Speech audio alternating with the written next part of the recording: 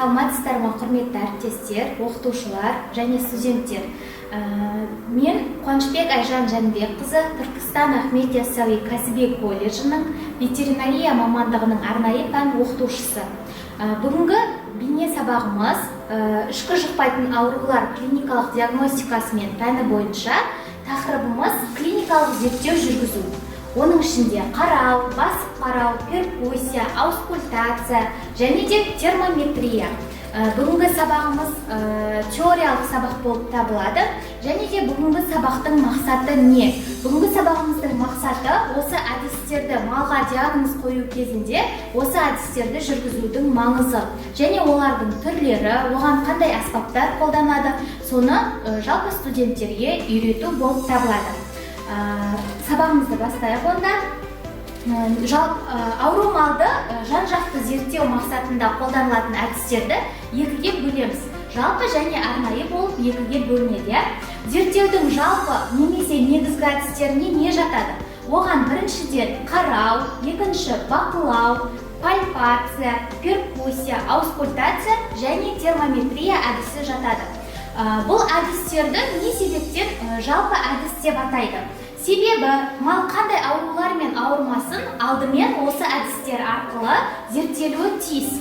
Осы зерттеудің нәтижесіне сүйеніп, мал дәрігері аурудың диагнозын нақтылай қою үшін одан кейін арнайы әдістермен зерттеуге кіріседі. Жалпы әдісіміздің бірінші түрі бұл қарау. Қарау дегеніміз не? Ежелден келе жатқан ауру малды зерттеудің қарапайым әдісі болып табылады. Қарауды күндізгі жарықта немесе жақсы жасанды жарық көздері бар жерде жүргізуіміз тиіс. Қажет болған жағдайда қарау үшін арнайы жарықтандырғыш құралдарды да қолдануымызға болады.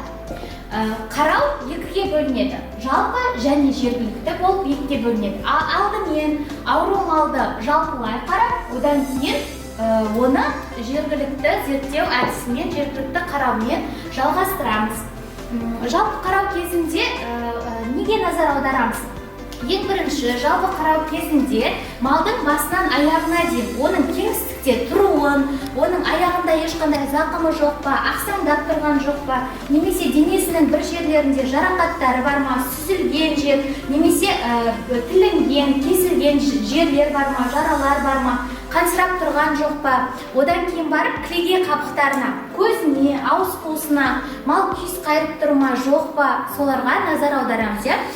Көзі жасаурап тұр ма, ауыз қуысынан сілекей ағып тұр ма, немесе көзінен ірің ағып тұр ма, осы белгілердің бәріне назар аударамыз. Одан кейін қарау кезінде және де біздің назар аударатынымыз оның тік ішегіне назар аударамыз. Тік ішегінен қандай нәжіс ағып тұр, тік ішегінің айналасы бұлғанған ба, бұлғанбаған ба, нәжісі сұйық па, осы белгілеріне қарау кезінде міндетті түрде назар аударамыз. Одан кейін жалпы қарау кезінде және де малдың мінез құлқына, оның қозуына, тежелуіне және де жүн жабылғысына, дене бітіміне назар аударуымыз керек. Ал жергілікті қарау дегеніміз не? Жергілікті қарау дегеніміз ауырсыну процесі анықталған дене бөлігін зерттеуге негізделеді. Бұл қарау әдісін қолданып, біз қарын тимпаниясын, немесе қынаттың түсуін, мүйіздің, тұяқтың сынуын және де тері жарақаттарын анықтауымызға болады. Мысалы, тимпания кезінде мес қарны ісіп тұрады, сол жерін арнайы басып көру арқылы, қай жерде малдың ауырсыну белгілері бар, қай жерде малдың қандай ауруға ұшыраған, сол жерін мұқият қарау әдісін біз жергілікті қарауға жатқызамыз. Енді келесі әдіс ол бақылау деп аталады. Бақылау дегеніміз не? Бақылау дегеніміз қарау әдісіне қарағанда бұл ұзақтау зерттеу уақытын талап етеді. Бақылауға не жатады? Бақылау арқылы мысалы малдың тәбетін, бір күндік тәбеті қандай, ол жақсы ма, немесе тәбеті мүлдем жоқ па, азық қабылдау уақытын және де жиілігін, зәр бөлу мөлшерін, жиі зәр бөле ма, немесе зәрді сирек бөле ма, және де малдың күйіс қайыру ұзақтығы мен жиілігіне назар аударамыз. Оларды мұқият зерттейміз. Осыны біз жалпы клиникалық тексерудің бақылау әдісіне жатқызамыз. Келесі әдіс бұл пальпация. Пальпация дегеніміз не? Пальпация бұл сипалап, басқылап зерттеу әдісі болып табылады. Бұл әдісті мысалы ұлпалар мен мүшелердің физикалық қасиеттерін, олардың топографиясын, пішінін, консистенциясын, қызуын және де сезімталдығын, сонымен қоса тамыр соғуын зерттеуге қолданамыз. Жалпы пальпация үшке бөлінеді. Беткі, терең және ішкі болып үш түрге бөлінеді. Беткі пальпация дегеніміз не?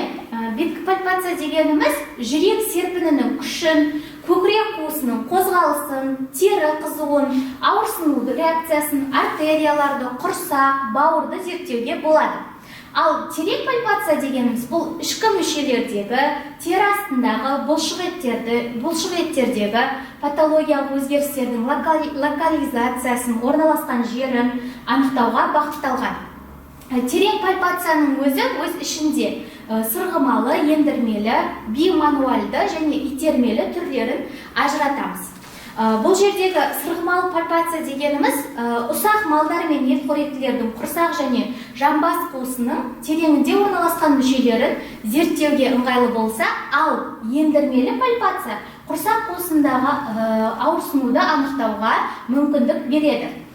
Бимануальды пальпациямен жұтқыншақты, өңешті, бүйректі және де кейбір кезде ішінде төлі бар жатырды, денедегі ісіктерді, оның көлемін анықтауға болады.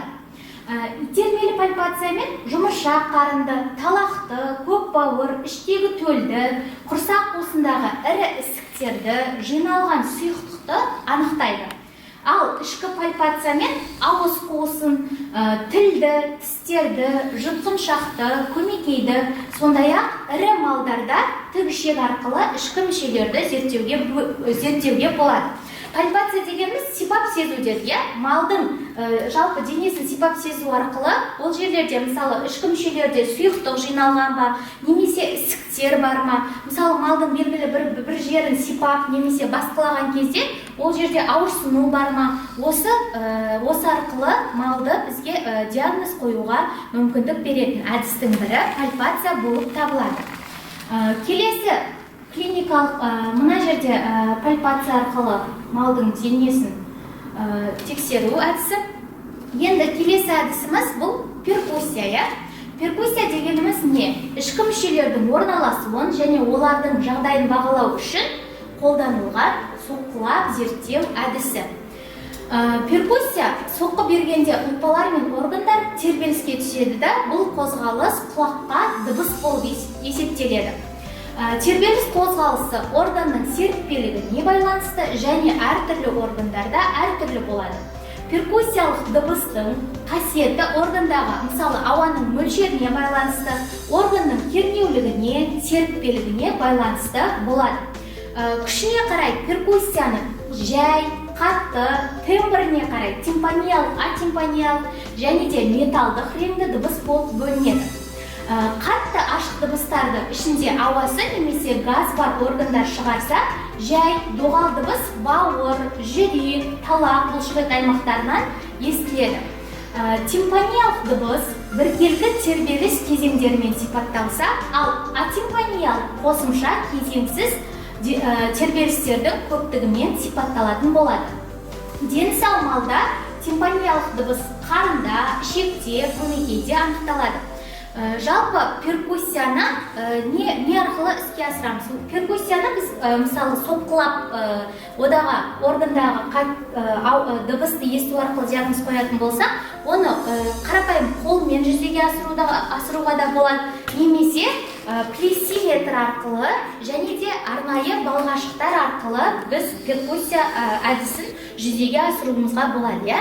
Айттық, ол арқылы мысалы қарынды, ішекті, көмекейді зерттеуімізге болады. Соққылап ұру арқылы одағы қандай дыбыс естіледі, сол арқылы біз диагноз қоятын боламыз.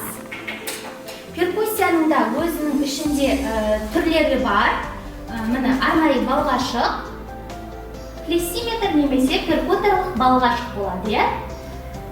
Перкуссия өзінің әдісіне қарай тікелей, дигиталды, құралды, ал орындалу техникасына қарай стаккато және легато, мақсатына қарай топографиялық және салыстырмалы болып бөлінеді. Бұл жерде тікелей перкуссия дегеніміз не? Тікелей перкуссия дегеніміз қолдың екі немесе бір саусағымен жасалады. Бұл әдісті маңдай және танау қуыстарын зерттеген кезде қолданамыз. Ал стаккато әдісімен перкуссия жасаған кезде балғашықтың соққылары қысқа, шапшаң, күшті болса, ал легато әдісінде соққыларды балғашықтық симметрде тоқтатып, жай екпінмен жасаймыз. Топографиялық перкуссия. Топографиялық перкуссия органдардың орналасу шекарасын анықтаған кезде қолданады. Ал салыстырмалы перкуссия тек қана симметриялы аймақтарға жасалады. Енді біздің клиникалық зерттеудің келесі әдісі аускультация деп аталады. Аускультация дегеніміз не? Органдар мен қуыстарда дыбыстарды тыңдау әдісі. Арнайы аспап, фонендоскоп немесе стетоскоп арқылы жүзеге асырылады. Аускультация жасаған кезде жүректе, өкпеде және де ішек қарында олардың жұмыс істеу нәтижесіне өз бетінше пайда болатын дыбыстарды зерттейміз. Бұл дыбыстарды күштілігіне, ұзақтығына және биіктігіне қарай ажыратамыз. Аускультацияның тікелей және құралды болып екі түрге бөлінеді. Аускультация әдісін жүрек тамыр, тыныс алу және ас қорыту жүйелерінің ауруларын анықтаған кезде кеңінен қолданамыз. Мына бағана біздің айтқанымыздай фонендоскоп аспабы, ол арқылы малдың жүрек тұсын немесе өкпесін зерттеуімізге болады. Олардағы арнайы дыбыстарды. Арнайы шығатын дыбыстар осы малдың дені сау малда басқаша және де ол ауру малда басқаша шығады. Жүрек тұстарын немесе өкпе тұсында қандай дыбыстар беретінін арнайы осындай аспап фонендоскоп арқылы іске асыруымызға болады. Енді зерттеуіміздің келесі соңғы әдісі клиникалық зерттеудің бұл термометрия деп аталады. Біз малдың жалпы дене қызуын қандай аспап арқылы тексереміз. Біріншіден бізде қарапайым электрондық емес, қарапайым термометріміз бар.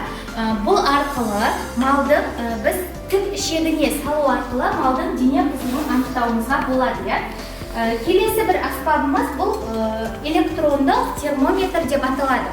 Ол арқылы, электрондық термометр арқылы малдың кез келген жеріне тигізу арқылы оның дене температурасын анықтауымызға болады. Осы екі аспап арқылы термометрия әдісі жүзеге асады. Жалпы дені сау мал мен ауру малдың дене қызуы әртүрлі болады. Қалыпты жағдайда дене қызуы жылқыда 37-де 5, 38-де 5 градус аралығында болса, ірі қарада бұл көрсеткіш 37-де 5, 39-да 5 аралығында болады. Ал қой мен ешкіде 38-де 40 градусқа дейін қалыпты температура сақталады. Шошқада да дәл сондай 38 бен 40 арасында. Түйеде бізде қалыпты температура 36-дан басталып 38-де 6-ға дейін созылады. Итте 37-де 5 пен 39 аралығында қалыпты температура болса, ал мысықта 38-де 39-да 5 градус аралығында қалыпты температура болады. Егер дене қызуы осы градустардан асқан болса, біз малдың дене қызуы жоғары және де ол ауруға күдікті деп диагноз қоюымызға болады.